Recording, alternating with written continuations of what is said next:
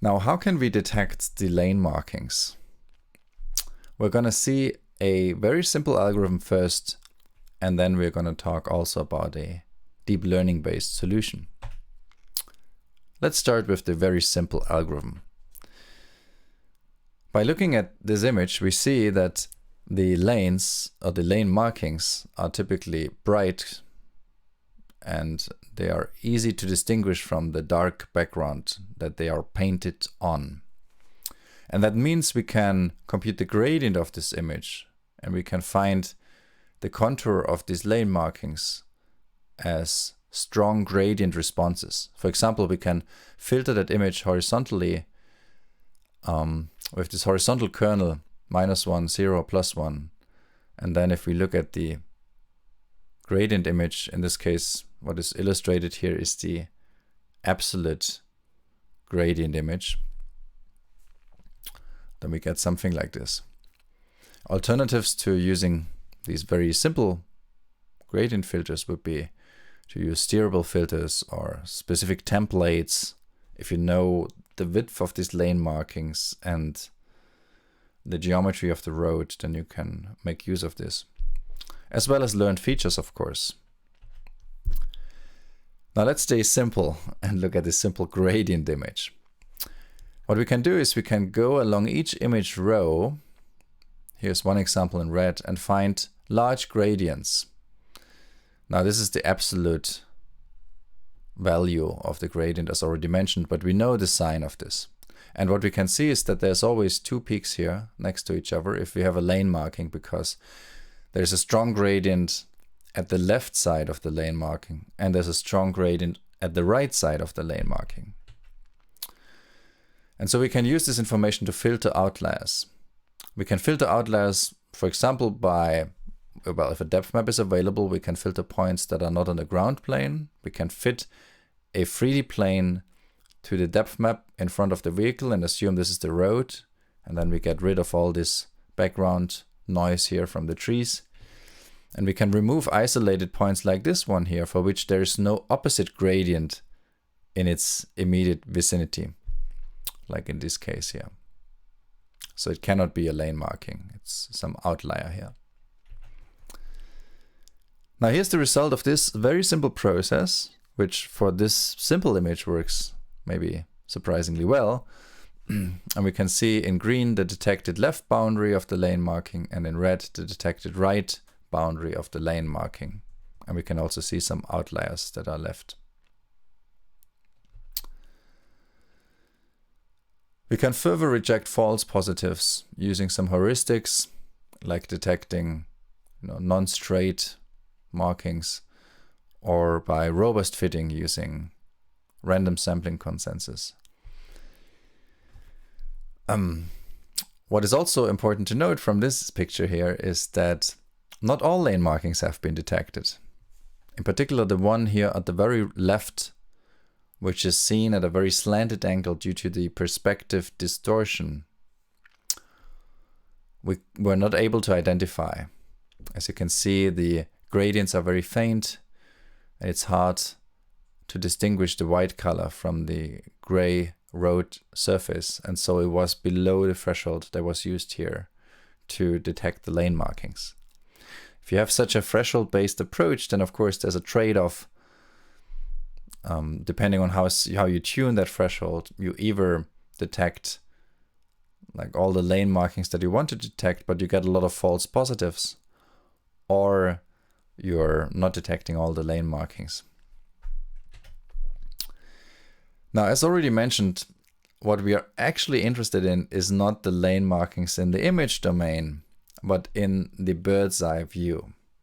So how can we map the lane markings that we have detected in the image domain? Remember again that this is basically pixels that we have detected here.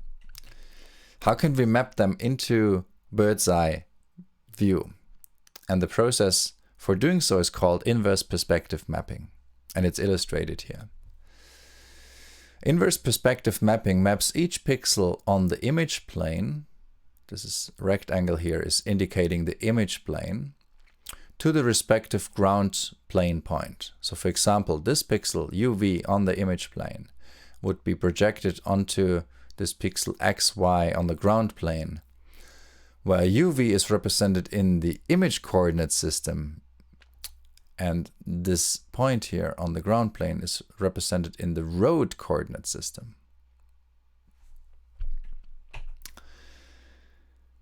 IPM, inverse perspective mapping, is only possible if either the per pixel depth is known, because then we can unproject that into 3D, or if we have a model for the ground, such as a plane, that is, for example, estimated from the depth.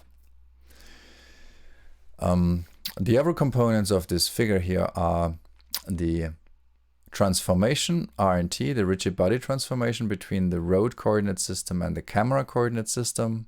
Often the road coordinate system is placed directly below the camera coordinate system, so it's uniquely defined. And we have K, which is the calibration matrix, or the intrinsics that map a point in camera coordinates to the image plane. And so in other words, we have the full transformation defined now. We can take a point in road coordinate system and map that into camera coordinate system and then into the image coordinate system. This is the chain of transformations that we are following.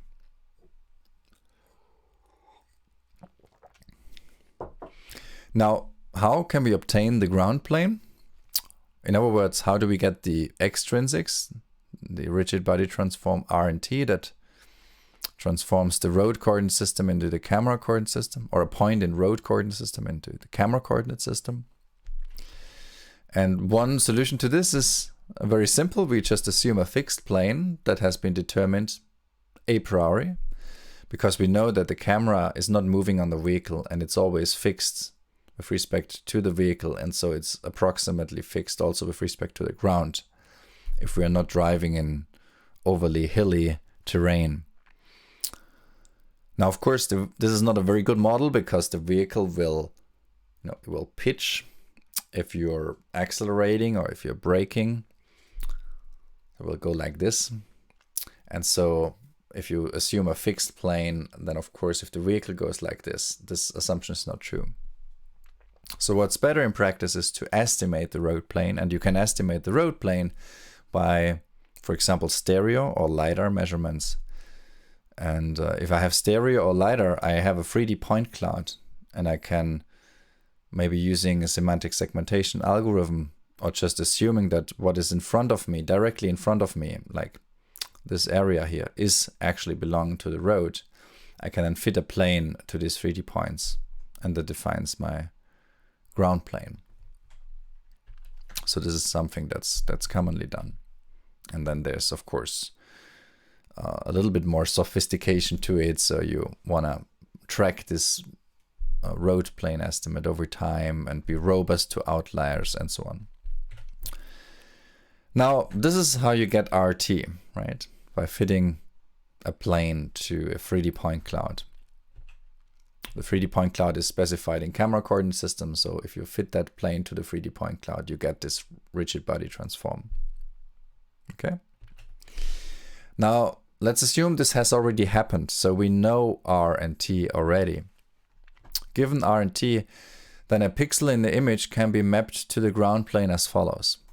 Here on the left, what we can see is the standard equation from the pinhole camera model, from the image formation lecture that we had a few lectures ago, where we take a 3D point XYZ in road coordinates. Here only two axes are shown, but there's a third axis also, which is not relevant, but we have a C coordinate. So we have a point XYZ in road coordinates, and we look at the augmented vector here with the 1 at the end. And so we multiply this with R and T, the extrinsics, and then with the intrinsics K, and we arrive at the pixel coordinates in homogeneous representation. So we need to divide by the last element to actually arrive at the inhomogeneous representation, right? Now, because we assume the road to be flat, we assume this point here to be at x, y, but c equal to 0. So this point must lie on that road plane. Or in other words, c equals to 0. Which means this equation here simplifies. C goes away, and so does the third column of the rotation matrix RC. Rx is the first column, Ry is the second column. And this is the basis that spans the coordinate system. But C is not relevant anymore because we have removed it. We assumed that C is equal to 0. And so this is the equation that remains. And now what you can already see is that now we have a homogeneous 3D vector on the left and a homogeneous 3D vector on the right. And we have a 3x3 matrix K and a 3x3 matrix RT. And so because this is now all well defined and it's 3x3 matrices, we can invert them. So we can put like K on the other side, so we get K inverse, and we can put RT on the other side, so we get RT inverse, and then this is the final equation that we get. It's basically a homography defined through the multiplication of RT inverse with K inverse.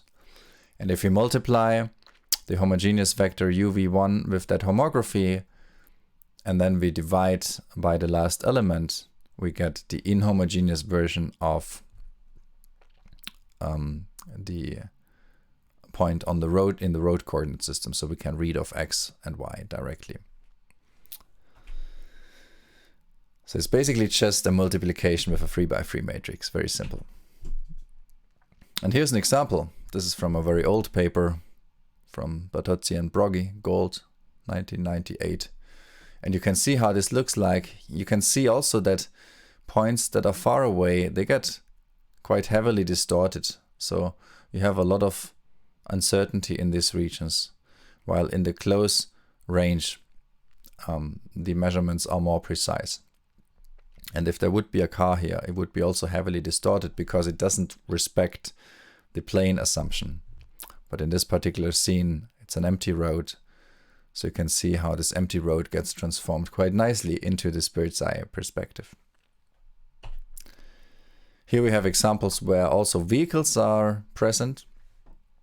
And you can see that this vehicle here gets heavily distorted in the bird's eye view. But now we have a bird's eye view representation. And if we have detected the lane markings, then we can find them in a bird's eye view. And so we have them in the format that we want, in the format that's useful for us, that's useful for controlling the vehicle.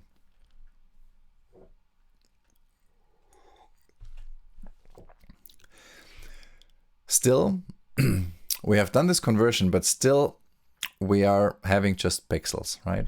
The conversion here from image to bird's eye view is still giving us an image. It's just a set of pixels. Some of them are white, which means they belong to the lane markings, and some of them are black, which means they don't belong to the lane markings.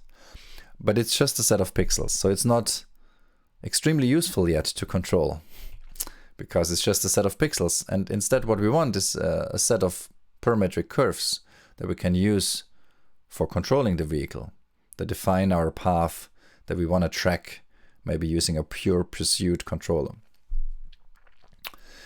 So how can we go from pixels to curves? Lane marking detection alone is not sufficient, as it only returns a set of pixels in image or road plane space. Road plane space means bird's eye view space. In order to be useful for navigation, we need to transform this into a more semantically meaningful parametric model, and often low-dimensional parametric models like lines or polynomials or Bézier curves or splines are used for this purpose.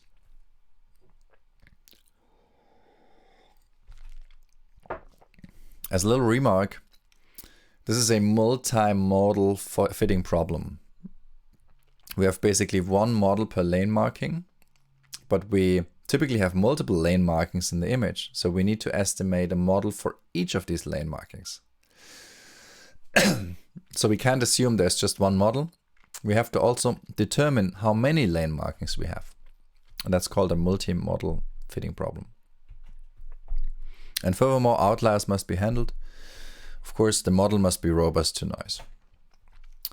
Now here's an example of one such algorithm, and that's also a pretty old algorithm, but one that has been used quite intensely at the time.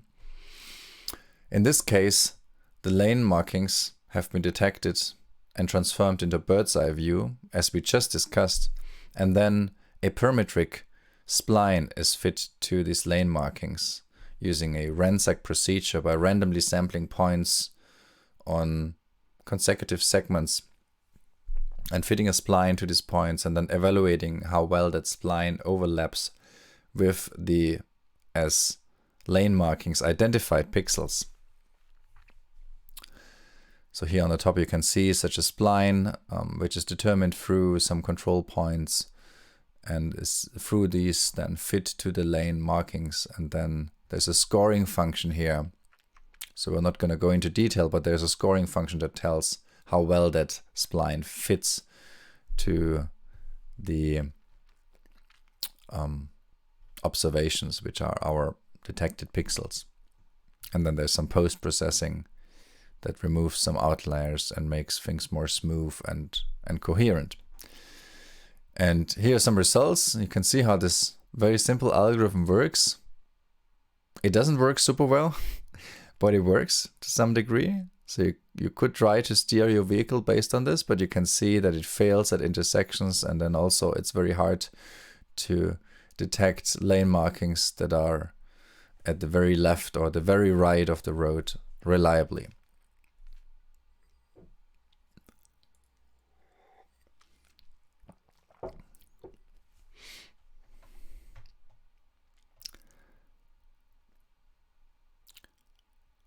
So I would probably not rely on that vehicle. I would probably keep my wheels on the steering wheel if this would be the input to my lane keeping system. But as already mentioned, inner city driving is hard, and even the most sophisticated systems today, they have often trouble inner city, and therefore they are only reliably turned on highways.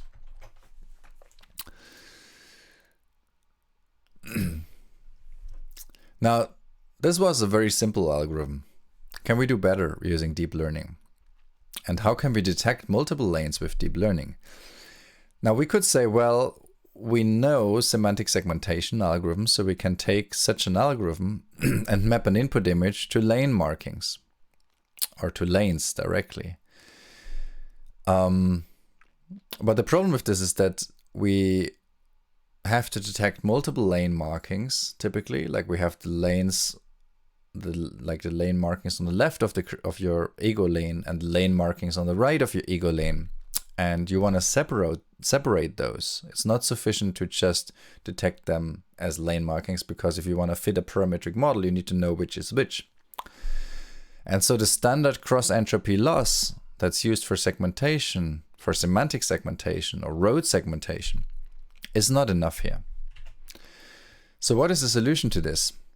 One solution to this so-called instant segmentation problem that has been used in instant segmentation algorithms, in generic instant segmentation algorithms before, but has been adapted here to the problem of lane recognition, is to not predict the class label directly, but instead to predict per pixel features and then cluster those features in feature space.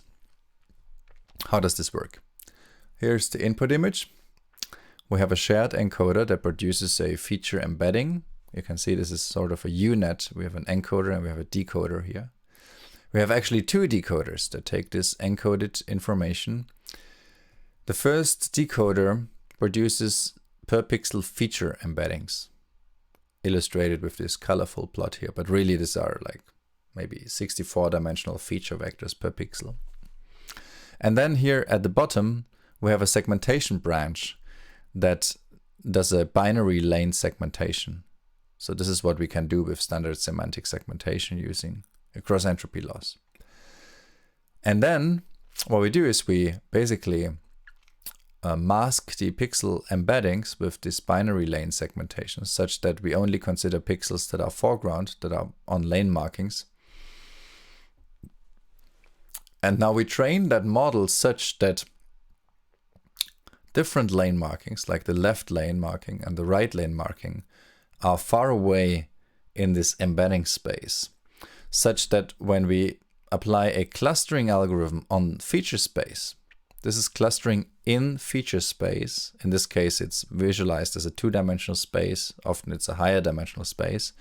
But just for visualization purpose here, we see a two-dimensional representation of the feature space. We can see that there's clearly 4 clusters here. And these 4 clusters correspond to these 4 lane markings, to these 4 different colors here in the final output. And once we have clustered them, then we know the individual instances. And note that this doesn't depend on the number of lane markings. It's flexible. We don't need to know how many lanes or lane markings are there, because the model determines this after inferring the features through the clustering mechanism. Now, how is this learned? This is not learned using standard cross-entropy. Well, the binary lane segmentation is learned through standard cross-entropy, but this part here is not. So how is it learned? This is the equation that I took from the paper. If you're interested in more details, you can look into the paper. But at a very high level, this is a clustering loss that comprises 2 components. The first component is, so we're trying to learn an embedding, and the first component tells us that pixels belonging to the same lane should be pulled together. And the second component tells us that pixels belonging to different lanes should be pushed away from each other. Again, we assume ground truth instance segmentation is available, but we're not trying to directly predict the instance labels because we don't know how many instances we have. The labels are meaningless. But instead, we use this ground truth to define these loss functions where, for example, here in the first case, we are trying to minimize the distance of the features, this is the features here, of a particular pixel to its mean, the mean of that cluster that it corresponds to. And here at the bottom, we're trying to, now here we have a minus in front, so we're trying to maximize this. We're trying to maximize the distance between the means of the different clusters. This is the second objective. And again, these means and these distances here, this is all in feature space. And this is the result that you get. So you get, for these examples here, quite nicely detected lane markings. And because we're using a much more sophisticated, deep neural network based approach, we are getting those lane markings also quite robustly for lanes that are further away at the boundary of the image, or where we actually don't have any markings, but the algorithm just learns that there should be markings, and if there is a lane marking happening once in a while, that's sufficient for the algorithm to recognize the entire lane boundary. Now, in this work here, the segmentation was also just a intermediate result, and it was used as input to a fitting process where then a spline was fitted to each of these individual lanes. But that's now a very simple procedure because we have already the segmentation, so we just need to take all of these pixels and fit this parametric model to it. And this is what you can see here in the bottom row.